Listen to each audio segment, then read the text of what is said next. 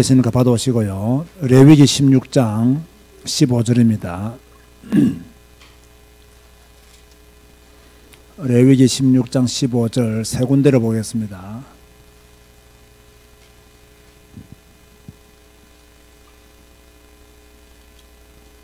레위기 16장 15절 한 목소리 합독할 거예요. 시작. 또 백성을 위한 속죄제 염소를 잡아 그 피를 가지고 휘장 안에 들어가서 그 수송아지 피로 행함같이 그 피로 행하여 속죄소 위와 속죄소 앞에 뿌릴지니 무엇을 뿌리라 했죠? 피를 뿌리라 했죠. 17장 11절 17장 11절 다 같이 읽겠습니다. 육체의 생명은 피에 있음이라 내가 이 피를 너희에게 주어 제단에 뿌려 너희의 생명을 위하여 속죄하게 하였나니 생명이 피에 있으므로 피가 죄를 속하느니라. 아주 중요한 말씀이 나왔죠. 뭐가 무엇을 속한다고요? 피가 죄를 속한다. 그래서 피를 뿌리라. 그렇게 말씀했고요. 20장 7절 8절 구약을 이런 관점에서 보아야 되고요. 레위기를 이런 관점에서 보아야 됩니다. 그러면서 아주 피를 뿌리는 이유에 대해서 확실하게 말씀하고 있는 곳이 20장 7절과 8절입니다. 같이 합독하시겠습니다. 너희는 스스로 깨끗하게 하여 거룩할지어다. 나는 너희의 하나님 여호와이니라. 너희는 내 규례를 지켜 행하라. 나는 너희를 거룩하게 하는 여호와이니라. 아멘. 자, 오늘은 성경의 세 번째 책인 레위기를 공부하도록 하겠습니다. 이미 우리가 창세기, 출애굽기를 수요일에 배웠고요. 오늘은 레위기를 공부하게 되는데, 자, 레위기 재미있을까요? 어려울까요? 어려워요. 그죠? 뭐 재미있는 분도 계시겠지만 솔직히요 어려워요. 가르치는 저도 100% 내용을 다 이해했다고 말할 수 없을 정도로 어려워요. 그리고 재미도 없어요. 단어도 조금씩은 생소해요. 그래서 많은 분들이 그래 올해는 꼭 성경 일독하자 해놓고 어디서 내가 축 사망한다 그랬죠? 레위기에서 축 사망하죠. 왜? 내용도 잘 모르겠고 재미도 없고 그래서 성경 읽기를 포기하는 어떤 분은 그렇게 한다더라고요. 레위기만 뛰어넘는다 그래요. 여기서 축 사망할까 싶어서 레위기만 뛰어넘고 성경을 이런다고 하는데 뭐 그것도 뭐 다 그 개인의 사정이기 때문에 탓할 수는 없겠지만 그래도 따라서 하시기 바랍니다. 어려우면 어려운 대로 공부하고 지나가자. 예, 어려우면 어려운 대로 공부하고 지나가야 됩니다. 그러면 올해도 지나가고 내년에도 지나가고 그 다음에도 지나가고 서너 번씩 지나가게 되면 이해하게 될까요? 안 될까요? 이해하게 돼요. 그죠? 다 뭐든지 처음에 배울 때는 어렵고 힘들어요. 그러나 계속 하다 보면 지속하다 보면 또 이해가 되어지고 어느 날 내 가슴에 훅 하고 레위기가 들어오는 날이 옵니다. 그 날이 올 때까지는요 계속 배워야 되고 계속 읽어야 되고 계속 우리가 공부를 해야 되는 거죠. 솔직히 뭐 공부가 쉽고 재밌진 않잖아요. 뭔가를 배운다는 것은 어렵고 힘든 일이 많이 있습니다. 그래도 그것을 잘 뚫고 지나가야 되지 어렵다고 재미가 없다고 해서 배우지 않으면 평생 그 턱을 못 넘어서기 때문에 큰 깨달음을 얻을 수가 없죠. 자, 오늘 교재에 보면 레위기의 시작은 어디와 연결되어 있다라고 기록되어 있어요? 출애굽기와 연결되어 있다. 출애굽기 마지막과 특별히 연결되어 있는데 제가 이렇게 교재를 만들다 보니까 제가 설교 준비할 때와 교재를 만들 때의 어떤 감각이 조금씩 달라요. 왜냐하면 제가 이렇게 막 여유있게 강의를 준비를 하고 여유있게 교재를 만드는 스타일이 아니거든요. 자, 이 시간표를 따라서 요즘은 워낙 또 준비할 게 많이 있고 가르칠 것이 많기 때문에 이제 시간을 많이 쫓기면서 해요. 그래서 제가요 정답을 다 알려줬어요. 출애굽기 마지막 장은 무엇이 기록되어 있는 장이에요? 성막 봉헌석이 기록되어 있는, 내가 이걸 퀴즈를 내려고 했거든요. 그런데 딱 답을 적어 놓고 퀴즈로 내려고 했으니까 저도 참 멍청하죠. 그런데 이 성막 봉헌식의 그 절정이 무엇이냐면요, 여러분 40장 34절 한번 보시기 바랍니다. 출애굽기 40장 34절을 보면 이 성막 봉헌식의 최절정이 무엇이냐면 이렇게 기록하고 있죠. 출애굽기 40장 34절 보세요. 구름이 어디에 덮이고 회막에 덮이고 여호와의 영광이 성막에 충만하며, 구름이 여호와의 회막에 덮이고 여호와의 영광이 성막에 충만했다, 그렇게 말씀하셨어요. 우리 교회가 이런 교회가 되어야 될 줄로 믿습니다. 그죠? 여호와의 영광이 우리 교회에 충만한, 하나님의 영광이 우리 교회에 충만한, 그래서 우리 모든 성도들의 가슴 속에, 심령 속에 하나님의 영광이 충만한 그러한 성도들이 되었으면 좋겠다. 오늘 여러분 하나님의 영광으로 충만하시길 바랍니다. 누가 충만해야 돼요? 내가. 오늘 이 자리는 여러분들이 하나님의 영광으로 충만하면 여러분 개인의 영적인 문제도 치유되어지고 또 개인의 뭡니까? 갈등의 문제도 치유되어지는 하나님의 축복을 누릴 수 있겠죠. 사실은 여러분이 항상 그렇게 생각하셔야 됩니다. 교회는 하나님의 영광이 충만한 곳이다 라고 생각해야 됩니다. 아시겠습니까?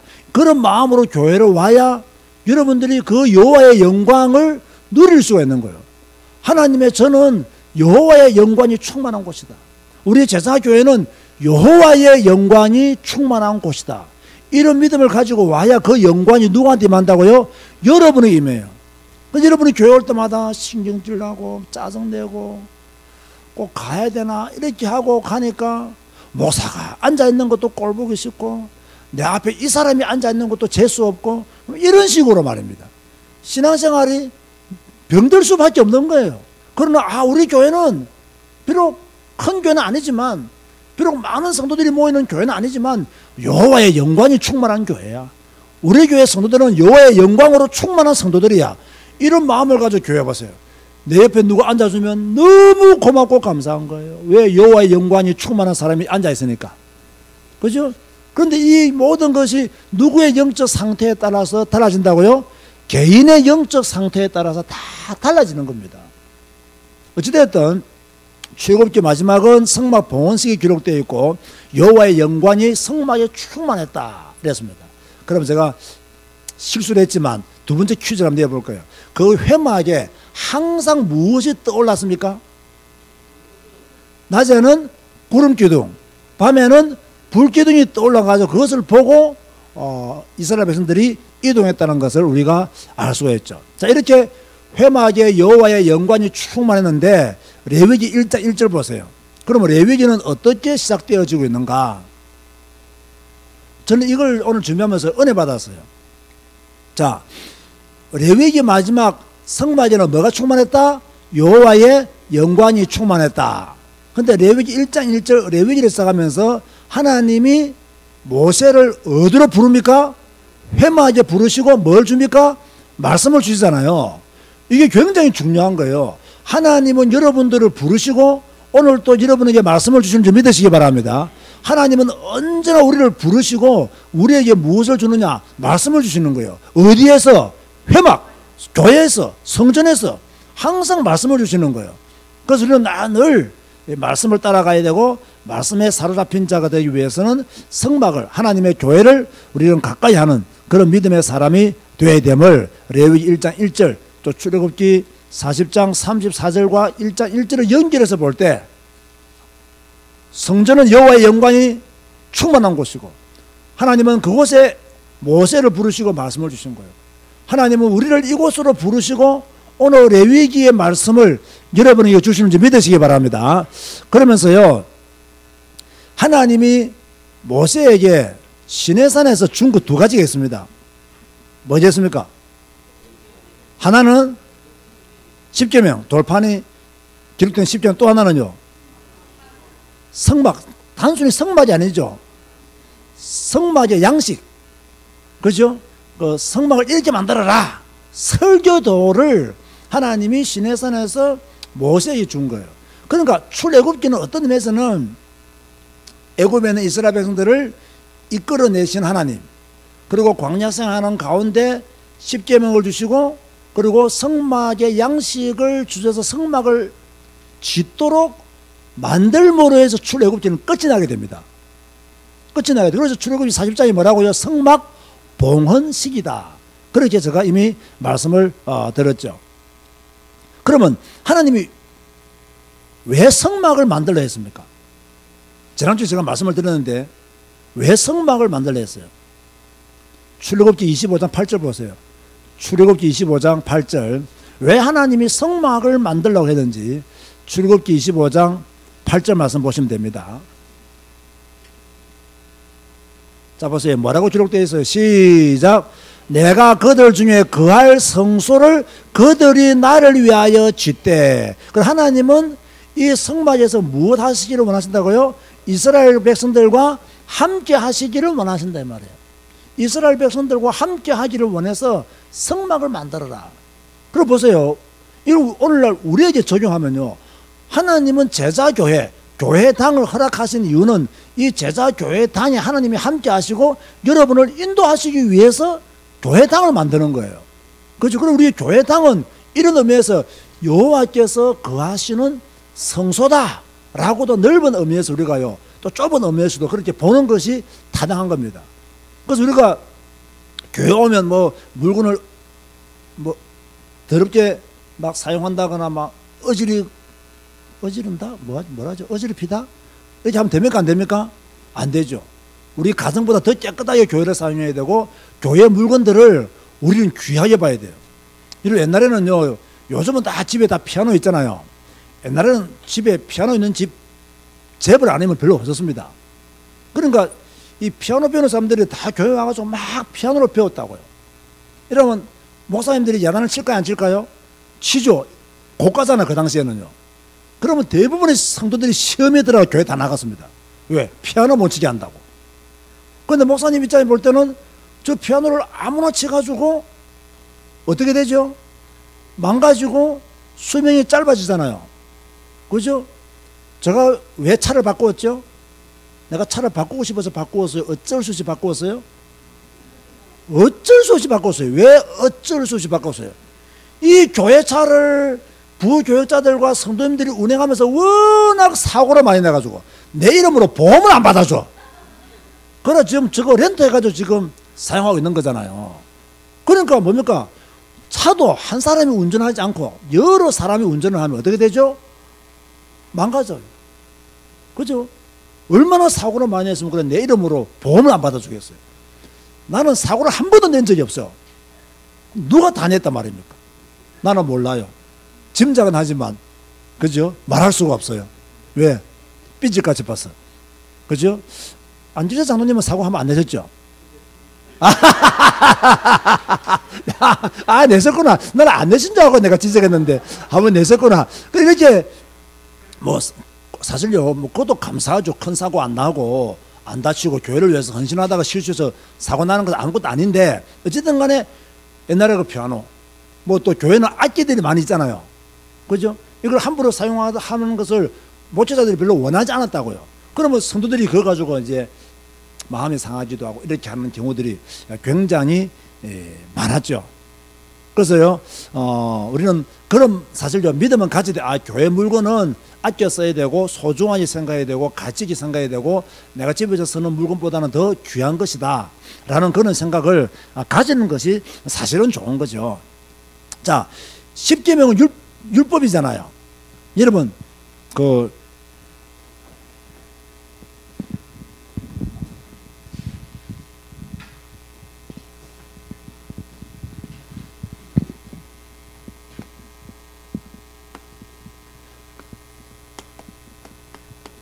율법의 기능 또는 성막의 기능, 여러분 율법의 기능은 뭐예요? 죄를 깨닫게 하는 것.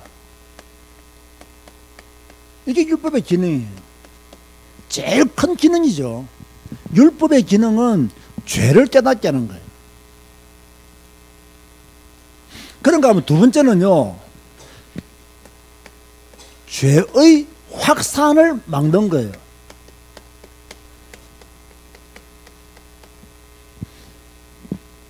율법이 없으면 자꾸 죄가 번져나가고, 그 율법에 대한 죄를 어긴 것에 대한 그 심판이 없으면 죄가 자꾸 확산되잖아요. 그래서 죄를 깨닫게 하고 거기에 대해서 벌을 받게 만듦으로 말미암아 죄의 확산을 방지하는 것이 율법의 기능입니다. 그러나 이 율법이 우리 인간에게 해답은 됩니까 안 됩니까? 안 된다는 거예요. 율법으로는 구원받을 자가 있다 없다? 없다. 아무도 없다. 그죠? 율법은 그 누구도 구원받을 사람이 없다는 것을 우리가 알아둘 필요가 있죠. 그러면 성막의 기능은 뭐예요? 우리가 조금 읽었죠? 하나님이 그 성소에 함께 하시겠다는 거예요. 그게 성막의 기능이에요. 그런가 하면 이 성막의 기능은 아주 중요한 두 번째가 있다 그랬죠. 제가 지난주에 이런 말 했죠. 하나님이 율법 10계명을 주고 이걸 안 주었다면 구약시대 사람들은 구원받았다 못 받았다? 못 받았다 이게요. 그러니까 여기서 뭐를 드렸죠? 제사. 오늘 우리 말로 하면 예배. 다시 말해서 이 성막을 통해서 하나님과 만나고 하나님과의 교제가 이루어졌다. 이게 성막의 기능이에요. 아주 중요한 겁니다. 여러분이 꼭 기억을 해둘 필요가 있습니다. 율법은 인생 문제의 해답이 안 됐지만은 성막은 인생 문제 해답이 되어서 안 돼서요? 해답이 되었다는 거예요. 율법의 기능과 그 성막의 기능, 이 두 가지는 알아두는 게 좋아요.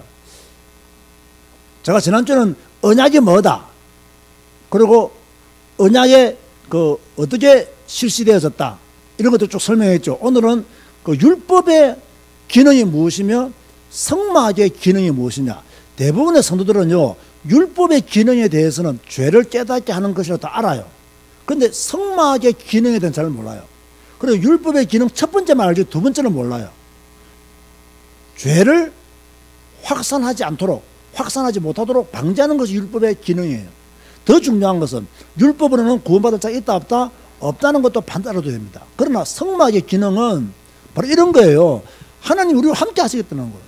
임마누엘입니다. 임마누엘. 그게 성막의 기능이에요. 그런가 하면 제사를 통해서 하나님과의 교제, 하나님과의 만남이 이루어졌던 곳이 성막이었습니다. 더 중요한 것은 인생의 모든 문제가 율법으로 해결받을 수 없었던 문제가 성막을 통해서, 그죠? 완전히 해결받는 그런 축복. 그래서 성막은 고로 누구를 예표한다고 내가 말했죠? 예수 그리스도를 예표한다라고 내가 말을 했죠.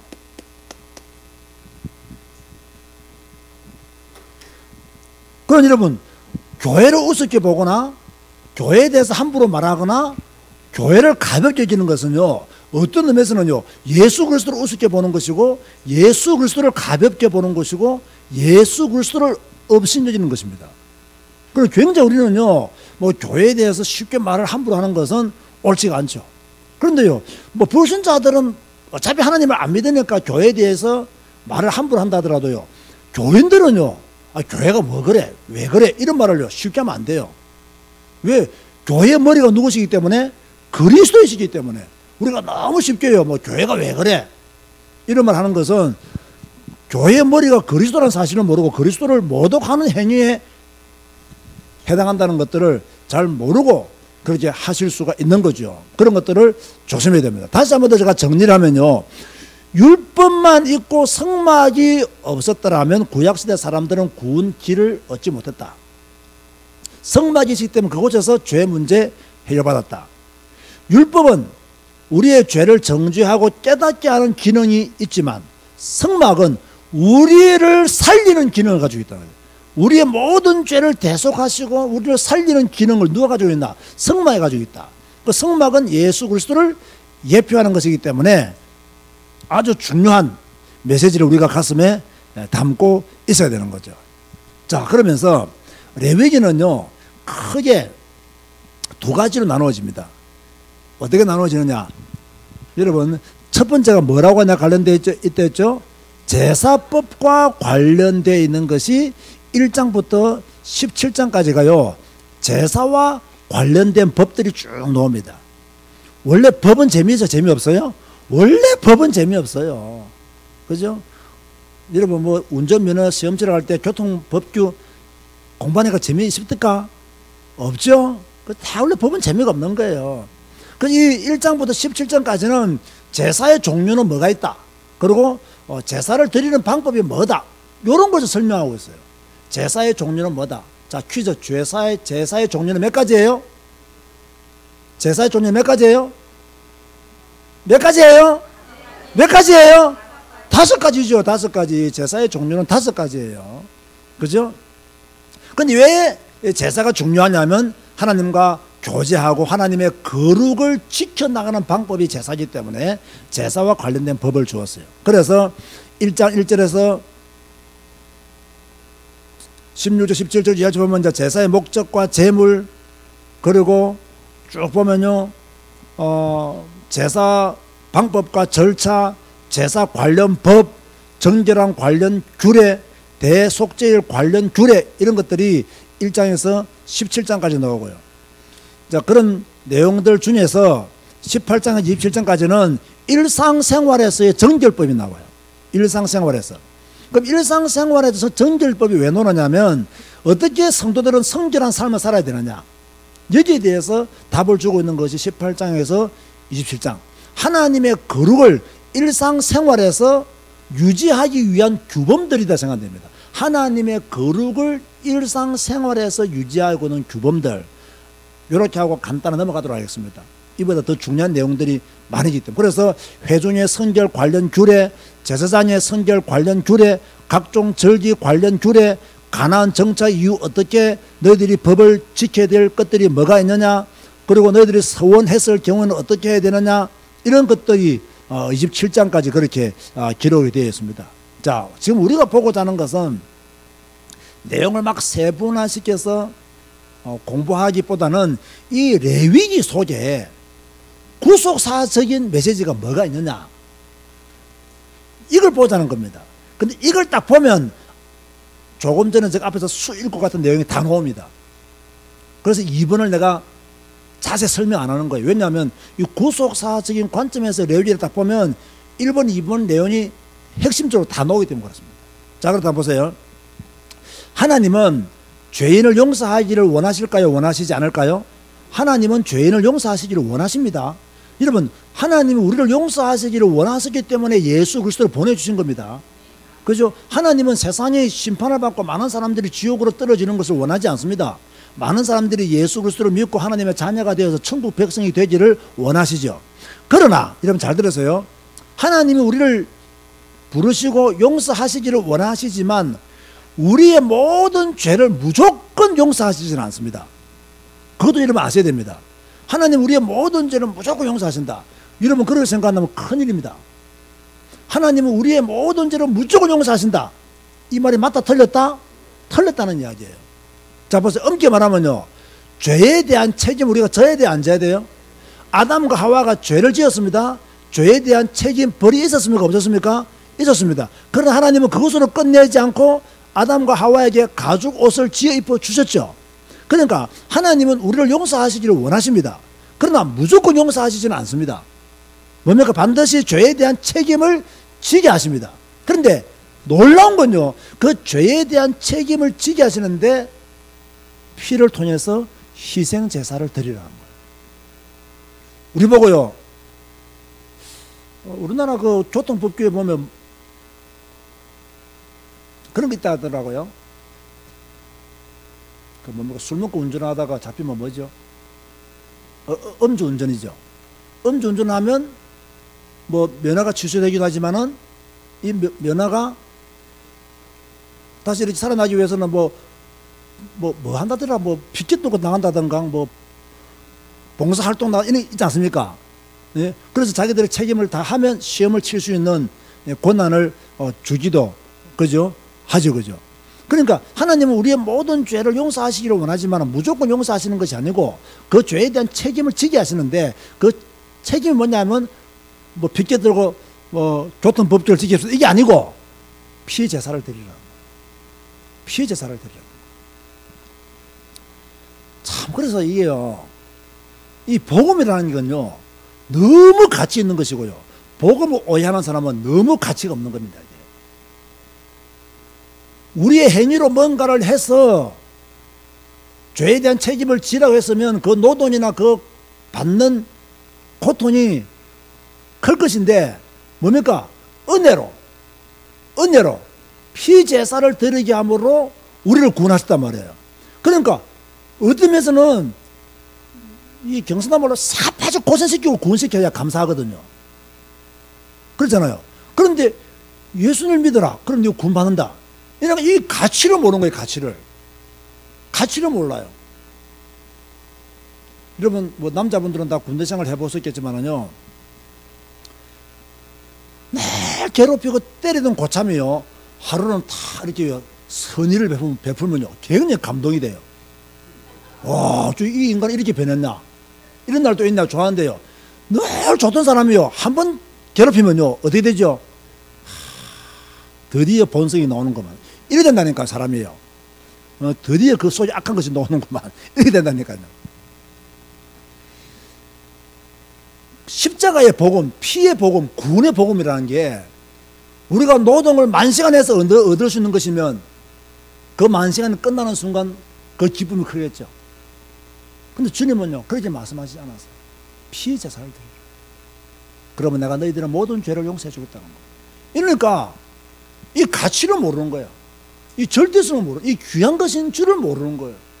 그 많은 사람들이 그 값없는 은혜, 값없는 복음에 취해 있는 것이고, 우리는요 이 값비싼 복음입니다. 왜 우리가 가진 복음은 값비싼 복음이냐? 예수 그리스도께서 우리의 모든 죄를 대속하기 위해서 십자가에 못 박혀 돌아가셨잖아요. 우리는 그 이름을 믿음으로 구원받았잖아요. 나를 대해서는 주님이 값비싼 대가를 치르신 거예요. 그리고 내가 받은 복음은 값비싼 복음이 되는 거예요. 그렇잖아요. 그런데 많은 사람들은요 내가 십자가에 못 박혀 죽은 경험을 하지 않았기 때문에 이 값싼 복음으로 여겨요. 그러니까 예수 믿고 난 뒤에도 변화가 안 되는 거예요. 예수 믿고 난 뒤에도 뭡니까? 변화된 믿음의 삶이 놓이지가 않는 거예요. 왜? 고생 안 해봤거든. 고생을. 하나님이 앞으로 다시 성경을 쓰신다면 죄에 대한 대가를 확실히 치르고 구원 받도록 해두면 아마 굉장히 기뻐할 겁니다. 아마. 그런데 나는 별로 한 것도 없는데 주님이 너는 자유자다 이러니까 이 기쁨이 없는 거예요. 이 즐거움이 없는 거예요. 저는 이게 너무 안타까워요. 좋기도 하지만은 너무 안타까워요. 내 개인은 이렇게 내가 고생 안 하고 주님의 은혜로 구원받은 것이 감사하고요. 내가 목회자의 관점에 볼 때는요, 교인들은 실컷 고생하고 예수 믿고 구원받아야 돼요. 약간 도둑놈 심보인가? 그죠? 저는 이렇게 구원받은 게 너무 감사해요. 나는 너무너무 감격스럽고 주님을 너무너무 사랑해요. 근데 목회자의 관점에 볼 때는 교인들은 죽도록 고생하고 구원받아야 좀 겸손도 하고요. 나쁜 짓도 좀 안 하고 남한테 해도 좀 안 끼치고 조금 착하게 살 것 같아. 착하게 살 것 같아. 아니면 말고요. 여러분은 그런 사람 아니니까. 어찌됐든 간에 하나님은 죄를 용서하시기를 원하시지만 무조건 용서하시지 않으셨다. 반드시 죄에 대한 책임을 물으셨는데 그 책임은 바로 피를 통해서 희생 제사를 요구하셨다. 이것도 못하면 구원받을 자격 없다 그 말이에요. 이것도 못하면 어떻게 하나님의 자녀가 되겠냐 그 말이에요. 피제사를 통해서 하나님께 나오라는데 이것도 네가 불신앙한다면 너는 구원받을 자격이 없다 이 말이에요. 더 심하게 말하면 그런 거예요. 야, 이 사람은 그 많은 죄 어떻게 네 해결받을 거냐? 피를 통하여 희생제사를 드려라. 그러면 하나님이 너의 죄를 용서하실 것이다. 아멘하고 희생제사 드리면 돼요. 자, 모든 사람은 다 죄인입니다.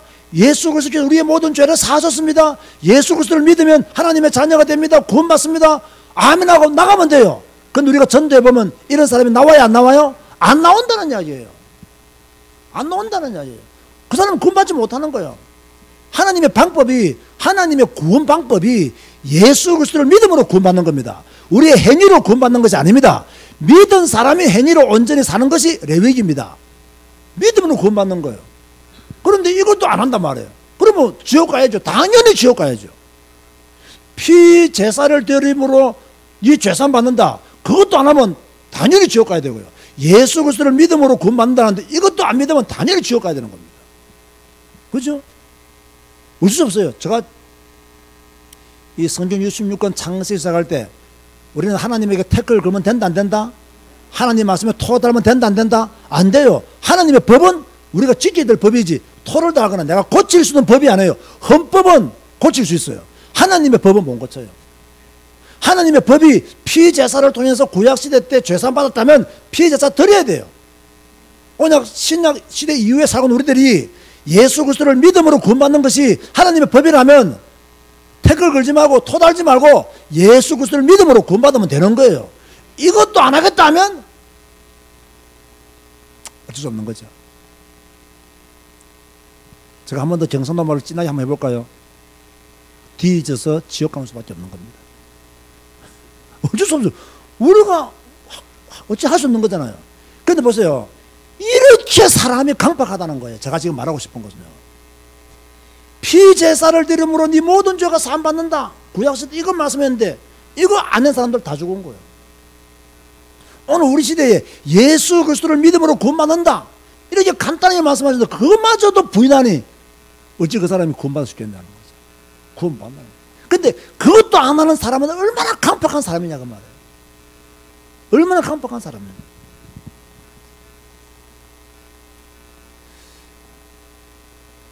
저는 제 주위에 똑똑한 사람들이 많습니다. 많이 배운 사람들도 많고요. 그죠? 물론 목사들도 많이 있지만은 뭐 불신자 중에서도 똑똑하고 엘리트고 뭐 이렇게 배운 분들이 많아요. 돈도 많고 뭐 다 괜찮아요. 그런데 예수 믿으면 구원받는다는데 이걸 안 해요. 예수 믿으면 천국 갑니다는데 이걸 안 해요. 예수 믿으면 죄사함 받습니다. 이걸 말하는데 이걸 안 한다니까요.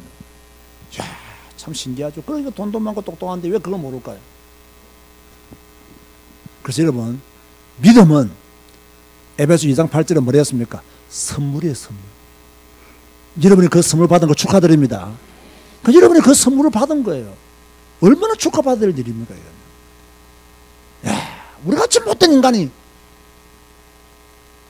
지금까지 삶에서 지은 것은 뭐밖에 없는 우리가? 죄밖에 없는 우리가. 똑똑한 사람도 석박사들도 안 믿는 이것을 우리가 믿었다 이거예요. 내가 믿은 게 아니야. 하나님이 믿도록 내게 은혜를 주신 거예요. 이게 얼마나 감사하냐 말이에요. 이게 얼마나 큰 축복이냐 말이에요. 야, 이 감격이 있어야 돼요. 이 감격이 있다면 따라서요. 찍소리하지 말고 충성하자. 네 감격이 있다면 찍소리하지 말고 충성해야 돼요. 뭐 찍소리 할 게 뭐 있어요. 누가 나를 밟지도 않는데. 찍소리하지 말고 다 충성해야 돼요. 하나님 감사합니다. 하나님 감사합니다. 찍소리하지 말고 하나님 감사합니다. 여러분 감사가 회복되지 않으면 그 사람은 치유된 사람이 아닙니다. 하나님 감사합니다. 여러분 신앙생활 하면서 늘 감사가 나와야 돼요. 날 구원하신 주 감사. 늘 감사가 나와야 돼요. 자, 그래서 5대 제사법 중에 첫 번째가 뭐죠? 번제. 번제는 뭐라고 내가 기록해 두었죠? 뭐라고 기록해 두었어요? 희생 제물을 번제단 위에서 온전히 불태워 그 향기를 하나님께 드리는 제사가 번제다. 번제의 참된 의미는 뭐다? 전적인 헌신이다. 전적인 헌신이에요. 그 희생 제물이 번제단에서 완전히 타버리듯이 나 자신을 완전히 내놓는 것이 번제입니다. 그 여러분이 예배를 드릴 때마다 번제가 있어야 됩니까? 없어야 됩니까? 있어야 됩니다. 나를 완전히 태우는 그런 번제가 있어야 된다. 성경 구절은 찾아가서 집에 가서 찾아보시기 바랍니다.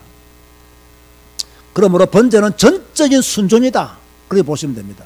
두 번째는 소제입니다. 자, 여러분 5가지 제사 중에서 곡식으로 드리는 제사가 뭐죠? 소제. 그죠? 이 소제는 뭡니까? 죄 없으신 주님의 삶을 상징한다. 이렇게 제가 요약을 해두었습니다. 성경 구절은 집에 가서 찾아보시기 바랍니다. 화목제. 화목제는 뭐냐? 하나님과 화목 및 이웃 간의 친교를 위해서 자발적으로 드리는 제사입니다. 하나님과 화목하고 이웃과 화목하기 위해서. 그러므로 여러분이 하나님의 전에 예배 드릴 때 화목제가 있어야 됩니까? 없어야 됩니까? 있어야 되잖아요. 그래서 성경에도 뭐라고 말씀하고 있습니까? 예배 드리기 전에 누구와 먼저 화목하고 형제와 먼저 화목하고 예배를 드리라 그런 말씀하고 있잖아요. 그죠? 그러니까 이만큼 화목제가 있어야 되고 소제가 있어야 됩니다. 네 번째로 속죄제. 속죄제.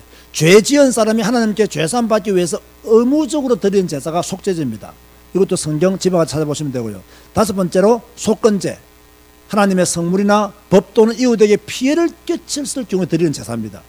그래서 여러분들이 예배 드릴 때 하나님의 성물이나 이웃에게 피해를 끼치면요, 예배 드릴 때 내가 하나님의 성물을 또는 이웃에게 피해를 끼친 것에 대해서 내가 용서를 구합니다. 이런 기도가 있어져야 되는 거예요. 그러니까 오늘 여러분들의 예배 속에 5가지 제사가 있어져야 한다는 것이 제가 오늘 외치고 싶은 메시지예요. 이걸 구약의 법으로 버려두지 말고 잊어버리지 말고 여러분들이 예배 드릴 때 이 5가지 제사가 내 삶 속에 내 예배 속에 이루어져야 된다. 아멘 하시기 바랍니다. 이게 나를 전적으로 타서 버리는 번제가 이루어져야 된다. 주님의 삶을 따라가고자 하는 소제가 이루어져야 된다. 하나님과 이웃과 화목하여 되기를 원하는 화목제가 이루어져야 된다. 나의 죄를 위해서 제사 드리는 속죄제가 있어져야 된다. 성물이나 이웃에게 피해를 끼쳤으면 그것을 죄산받는 기도가 있어져야 된다는 거예요. 자, 지금 딱 외워봅시다. 5가지 제사 시작. 첫 번째,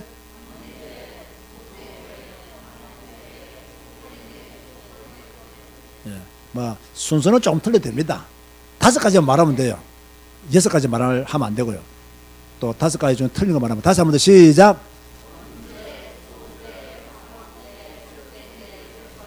네, 쉽죠, 그죠? 이 중요한 것만 딱딱 기억하시면 돼요. 제가 몇 년 전에 강의할 때보다 이번 강의가 여러분이 훨씬 더 잘 알아들어요. 왜 그럴까요? 이미 여러분이 성경 읽는 것이 축적되어지고 또 강의 메시지 들은 것들이 이제 뭡니까? 다는 기억이 안 난다 할지라도 조금씩 기억이 나기 때문에 이 들려지는 소리가 크잖아요, 이제는. 다시 한번 말합시다. 5가지 제사 시작.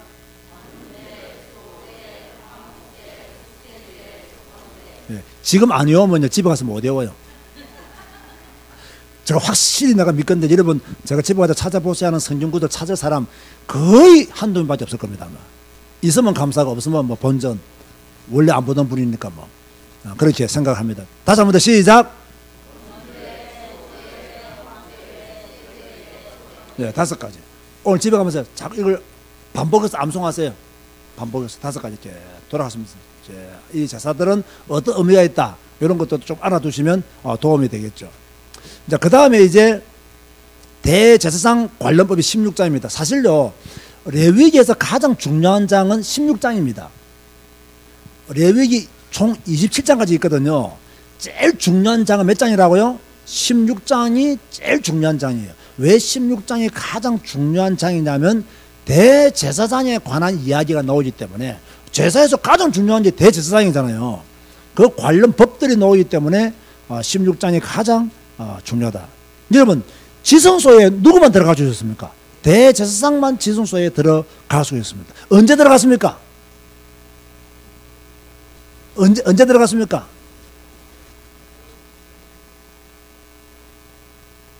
언제? 1년에 몇 번? 한 번. 언제? 대속죄일. 며칠? 며칠? 알고 목사님 그것까지 알아야 됩니까? 몰라도 됩니다. 그러나 알면 더 좋죠. 7월 10일. 7월 10일 대속죄일 딱 한 번 대제사장이 지성소에 들어갔죠. 그런데 이게 참 놀라운 건요, 사실 죄인으로서, 대제사장도 죄인이잖아요. 죄인으로서 지성소에 들어가면 죽습니다. 죽는데 왜 하나님이 살려두셨을까요? 이게 굉장히 중요한 겁니다. 이거 다른 분들 잘 강조하시는지 안 하시는지 모르겠지만 저는 딱히 깨달아졌어요. 왜 보통 때는 지성소에 못 들어가다가 대속죄일 7월 10일 한 번 딱 하나님은 대제사장이 들어오도록 허락했을까? 이게 무슨 의미가 있겠습니까? 대제사장도 죄인인데 들어가면 죽는데 하나님이 왜 이 한 번 들어올 수 있도록 기회를 줬을까? 답이 뭔지 아세요? 대제사장이 흠이 없어서가 아닙니다. 대제사장 직분이기 때문에 그것도 아닙니다. 제가 딱 볼 때는요, 우리의 대제사장이신 예수 그리스도를 예표하기 위해서 하나님은 먼저 대제사장 보고 들어가라는 거예요. 이것도 굉장히 중요한 겁니다. 우리의 대제사장이신 예수 그리스도, 그치? 그분을 예표하기 위하여 하나님은 대제사장을 들어가게 만드는 거예요. 그 대제사장은 예수 그리스도를 예표하는 것이거든요. 그렇기 때문에 우리는 이런 관점을 본다면요, 야, 이 레위기 속에 엄청난 복음이 있다. 여러분, 레위기서를 요거 맞추면 내 진짜 뭘 선물 하나 줘야 돼. 레위기서에 대해서 가장 설명이 잘 나와 있는 신약 성경이 있다면 뭘 딱 선택할 수 있을까요? 레위기서를 잘 설명하고 있는 신약 성경이 있다면 뭐가 있을까요? 27권 중에 겐또 하나 쳐보세요. 27권 중에 한 권은 맞겠지. 히브리서입니다. 히브리서의 핵심이 대제사장이신 예수 그리스도거든요. 믿음장, 대제사장. 히브리서가 레위기서를 가장 많이 잘 설명하고 있는 신약 성경이다. 자, 대제사장은 대속죄일에 염소 몇 마리를 선택하죠? 2마리면 2마리. 그래서 제비를 뽑아가지고 한 마리는 피를 뿌리고 한 마리는 어떻게 했을까요? 아사셀, 이스라엘 백성들의 죄를 그 염소에게 지우고 광야로 보내는 아사셀 염소. 다 성경에 있는 내용입니다. 그래서 여러분들이 보시면 되겠죠. 자, 중요한 거 한 번 더 따라합시다. 나의 대제사장은 예수님이시다. 맞습니까? 그죠? 여러분의 대제사장은 누구시냐? 예수님. 이걸 우리에게 알려주기 위해서 이미 구약의 7월 10일 대속죄일에 하나님께서 대제사장을 지성소에 들어가도록 허락하셨다는 거예요. 여러분, 이 말의 의미를 지금 잘 못 깨달아서 그런지 별로 눈에 안 커져요. 이 눈이 커져야 돼요. 야, 하나님은 그래서 성경 66권은 예수 그리스도에게 초점이 맞춰져 있고, 예수 그리스도에게 초점이 맞춰져 있는 이유는 우리의 구원을 위해서입니다. 아시겠습니까? 다시 말하면 성경 66권은 누구한테 초점이 맞춰져 있다고요? 예수님에게 초점이 맞춰진 이유가 뭐라고요? 우리의 구원을 위해서. 이게 너무 놀랍고 감사한 거예요. 이게 너무 놀랍고 감사한 거예요. 그 다음에 이제 7대 절기가 나옵니다. 제가 교재 다 적어두었죠. 읽어봅시다. 시작. 유월절, 무교절, 초실절, 오순절, 나팔절, 속죄일, 초막절. 그죠? 보세요. 이 중에 3대 절기는 뭐죠? 오순절, 초막절. 맞습니까? 오순절을 다른 말로 7.7절이라 하기도 하고 초막절을 다른 말로 장막절이라 하기도 하고요. 그래서 우리가 좀 이게 어려워요. 하나도 외우기 힘드는데 지금 2가지, 3가지를 동시에 알아야 하나를 맞출 수 있으니까 어렵지만 몰라도 됩니다. 자, 그러나 이건 꼭 알게 됩니다. 알아야 됩니다. 요 3절기는 누구만 지키는 절기입니까? 유대인? 유대인이면 남자도 포함되고 여자도 포함되잖아요. 남자만 지키는 절기입니다. 어디 가서 지키는 절기입니까? 예루살렘 가서 지키는 절기입니다. 하나님이 택하신 곳이 바로 예루살렘입니다. 그래서요, 예루살렘에 가서 남자들만 예루살렘에 올라간다. 그럼 여자 올라가면 안 됩니까? 올라가도 되겠죠. 저는 잘 모르겠고요. 일단 성경 보면 남자들만 올라간 것으로 주로 이렇게 이야기가 되고 있습니다. 자, 이제 결론 맺습니다. 결론이 제일 중요합니다. 사실은요. 결론이 여러분에게 들으고 싶은 메시지이기도 하고요. 자, 출애굽기를 통해서 우리에게 주시는 메시지가 뭐냐? 첫 번째 뭐라고요? 거룩하라. 누가 거룩해야 돼요? 우리가 거룩해야 돼요. 왜 우리가 거룩해야 돼요? 하나님이 거룩하시기 때문에 우리도 거룩해야 된다.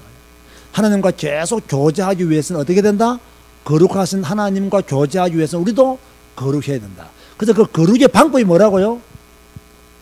구약시대에는 피를 뿌리는 것이 거룩의 방법이고, 오늘 우리는 예수 그리스도를 믿고 예배를 드리는 것이 거룩해지는 방법이다.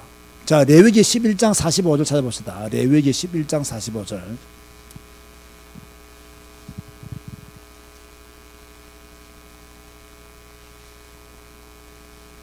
큰 소리로, 앞에 있는 저가 뒤로 넘어질 정도로 큰 소리로 레위기 11장 45절 시작.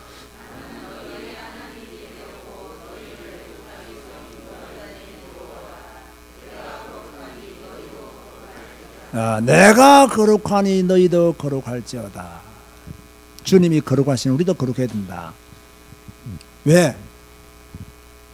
하나님이 우리의 하나님이 되시려고, 우리를 애굽 땅에서 하나님이 여러분의 하나님이 되시려고 여러분을 죄 가운데서 건지신 거예요. 그 죄 가운데 건지신 그분이 말하기를 내가 거룩하니 너희도 거룩하다라고. 그래서 제가 항상 말하는 거 있잖아요.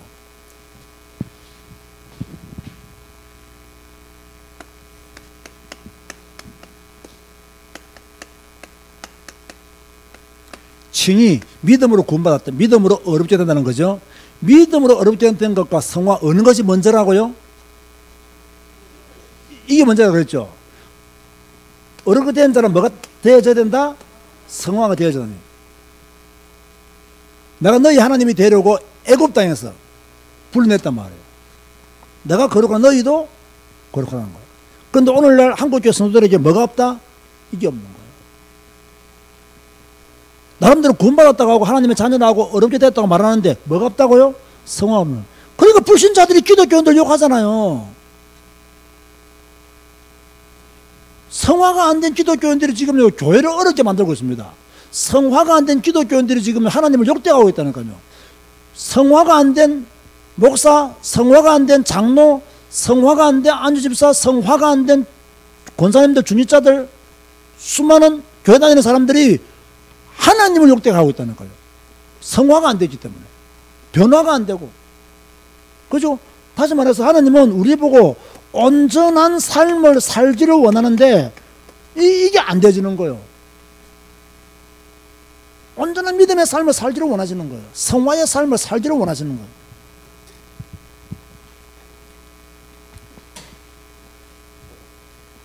그래서 레위기가 우리에게 주시는 메시지가 뭐냐면요. 뭐하라? 거룩하라. 뭐하라? 거룩하라. 누가 거룩해야 된다고요? 내가 거룩해야 된다. 내가 더 거룩해져야 된다. 그런데 율법을 통해서 거룩해질 수 있다 없다? 없다. 죄 있는 것만 깨닫는다. 그래서 피를 뿌림으로 거룩해지라는 거예요. 네 힘으로는 구원받을 수 없다. 그래서 예수 그리스도를 믿음으로 구원받으라는 거예요. 그겁니다. 간단한 겁니다. 이게. 이 복음은 너무나 간단한 거예요. 여러분, 복음이 간단한 것이 안 되면요, 누가 구원받을 수 있겠어요? 복음은 간단한 겁니다. 근데 이 간단한 것을 안 믿어요. 이 간단한 것도 거부한단 말이에요. 당연히 구원받는 것은 사표 기정이죠. 두 번째, 그럼 왜 거룩하라고 했을까요? 교재 내가 답 적어놨잖아요. 이 답을 내가 왜 적어놨는지 모르겠어요. 거룩이 하나님과의 교제를 지속하고 동행하는 방법이기 때문에.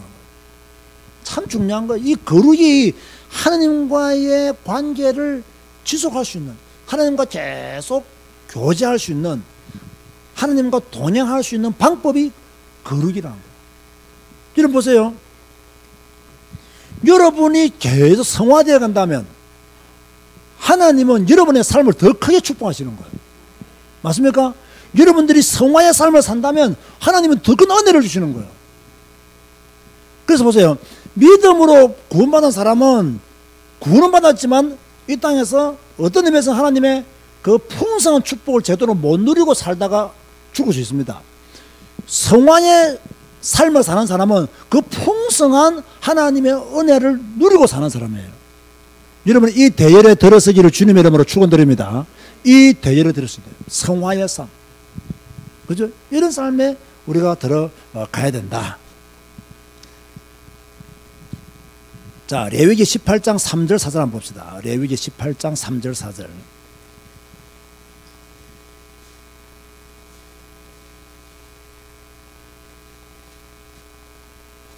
자, 우리가 거룩해지기 위해서 어떻게 해야 되느냐? 너희는 너희가 거주하던 애굽 땅의 풍속을 따르지 말며, 뭐를 따르지 말며? 우리가 거룩해지기 위해서는 뭘 따르면 안 돼요? 애굽 땅의 풍속, 이 세상 풍속을 따르면 안 된다는 거예요. 내가 너희를 인도할 가나안 땅의 풍속과 너희들이 들어갈 그 가나안 땅의 풍속도 따르면 안 된다는 거예요. 그런 규례도 행하지 말라 이거예요. 그러니까 우리 보고 하나님이 뭘 요구하셨냐면, 너희가 거룩하기를 원하느냐? 그러면 이 세상의 풍속을 따르지 말라는, 이 세상의 문화를 따르지 말라는 거예요. 그럼 우리는 무엇을 따라가야 돼요? 하나님 말씀 따라가야 돼요. 여러분, 오늘 읽은 성경 중에 창세기 18장입니까? 보면 우리가 잘 몰랐던 게 하나 나왔죠. 쉬운 성경에 보니까 그 의미가 확 드러났어요. 하나님이 아브라함을 선택한 이유가 뭐랬습니까? 하나님이 아브라함을 선택한 이유가 뭐랬습니까? 자녀들에게 하나님의 말씀을 잘 가르치도록 그렇게 아브라함을 부르셨다는 거예요. 이걸 지금 잘 몰랐잖아요. 쉬운 성경을 보니까 답이 나오죠. 제가 그래서요, 새 표준어 성경, 쉬운 성경, 현대어 성경, 성경을 싹 다 찾아봤어요. 싹 다 찾아보니까 동일하게 뭐라고 말씀하고 있느냐? 하나님이 아브라함을 선택하신 이유는 하나님이 여호와의 법, 하나님의 말씀을 자녀들에게 잘 가르쳐서 그들이 따르면 아브라함에게 준 약속을 축복으로 주겠다는 거예요. 무슨 말씀입니까 이게요? 부모된 우리에게도 책임이 있습니다. 부모된 우리들은 뭘 잘해야 됩니까? 자녀들에게 뭐 해야 돼요?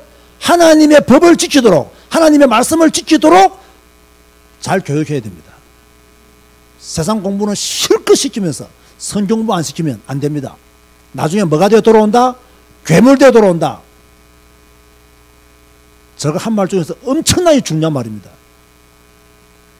이거 먹이고 저거 먹이고 세상 지식 다 먹여놓고 성경 안 가르치면 나중에 괴물 되어 돌아온다. 제가 지난번 간증했잖아요. 제가 광주 가서 이 강의를 하는데요. 광주에서 강의할 때인가 어디서 세미나 할 때 강의했는데 그때 막 하나님이 저한테 진짜 막 감동을 주셨어요. 주셔서 그때 한 200몇 명이 모여 있었는데 성경을 왜 읽어야 되느냐? 성경을 왜 가르쳐야 되느냐? 쭉 강의하는데요. 만약 여러분의 자녀들을 엘리트로 만들기 위해서, 전문인으로 만들기 위해서 여러분 자녀들을 영어도 먹이고 논술도 먹이고 수학도 먹이고 꽃꽂이도 먹이고 다 먹이고 성경 안 먹였다. 나중에 괴물도 돌아올 것이다. 이걸 내가 또 한 번만 말하면 지나가면 되는데 제가 또 성격이 또 때로는 날카롭잖아. 막 계속 괴물도 돌아온다고.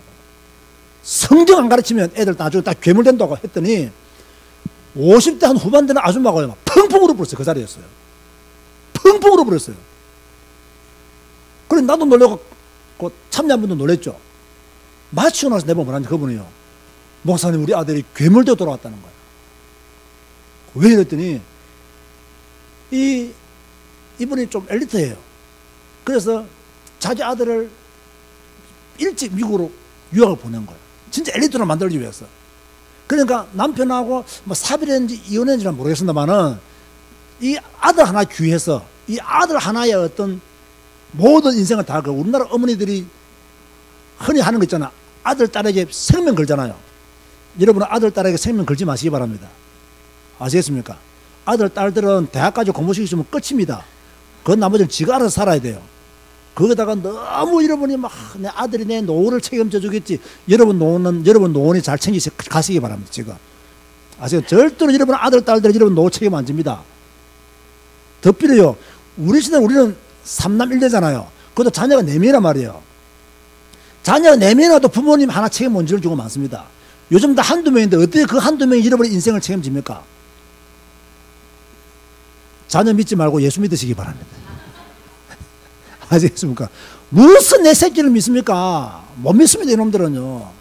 예? 입만 벌리면 엄마니까 나를 책임져, 아빠니까 나를 책임져 한다니까요. 그죠? 저가 전에 안 그랬으면 우리 희민이 너 이번에 이제 올 봄에 졸업하니까 네 졸업하면 이제 아빠 네 방사 안 보내 했거든요. 그 방사면 한 1,000불 더 가거든요. 그래 안 보냈더니요. 그 아버지가 그런 걸 책임져 주셔야 되는 거 아닙니까 하더라고요. 그래 내가요. 야, 내 대학까지만 아빠 너 책임져. 그러니까 올 6월달 딱 지나면 니한테 보내는 방 월세는 끝. 내가 확실히 말했어. 네가 노가다를 하든 네가 노숙자가 되든 네가 선택해서 네가 알아서 해라. 그랬더니 그럼 한국 돌아가면 그 방 한 칸은 주시죠라고. 집에 방 비었으니까 그거는 월세 내라. 내가 그랬습니다. 월세 내라. 왜 주냐 그거. 응?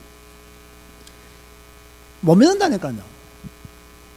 근데 뭐라고 말씀하고 하나님은 애굽 땅의 풍속을 따르지 말고 가나안 땅의 풍속과 규례도 행하지 마라. 그죠? 내 법도를 따르며 내 규례를 지켜라. 그랬단 말이에요. 그런데 아까 그 말했던 그분 같은 경우에도 미국까지 그 아들 하나 성공시켜 보려고 아들을 또 자기 인생 보상 받아 보려고 보내는데 아들이 미국 가지고 마약 중독자 됐던 거예요. 그러니까 어릴 때 성경 안 먹이고 세상 것 먹이면 괴물되어 돌아옵니다라는 말이 너무 큰 충격받았던 거예요. 왜? 자기 아들이 마약 중독자가 돼 돌아온 거예요. 펑펑 우는 거예요. 목사님 우리 아들이 마약 중독자가 돼 돌아왔다고. 20년 동안 자기가 뼈빠지게 고생해서 돈 벌어서 그 아이 유학자금 보냈는데 우리 아들이 마약 중독자가 되어 돌아왔다고.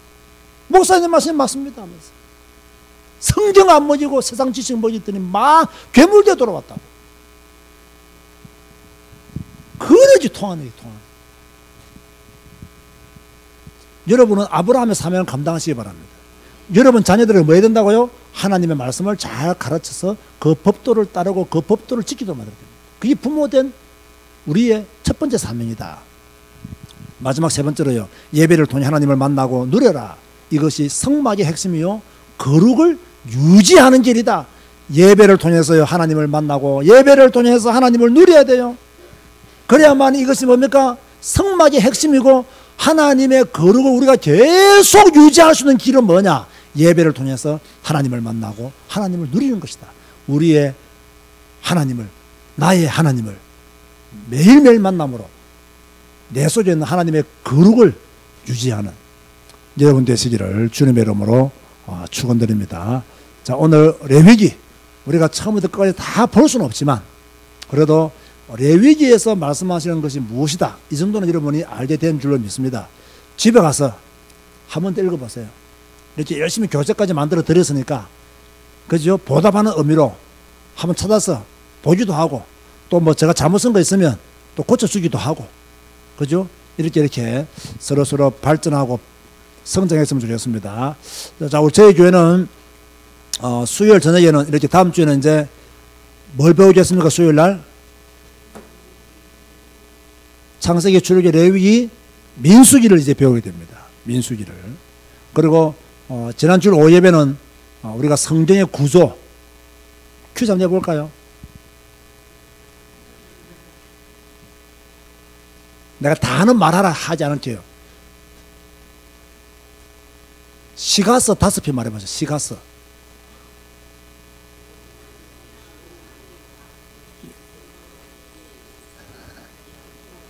욥기, 시편, 잠언, 전도서, 아가서. 역사서는 총 몇 권을 했나요? 12권. 어디서부터 어디까지? 여호수아부터 에스더까지. 대선지서는 몇 권입니까? 5권. 뭐죠? 이사야, 예레미야, 애가, 에스겔, 다니엘. 그죠? 히브리서는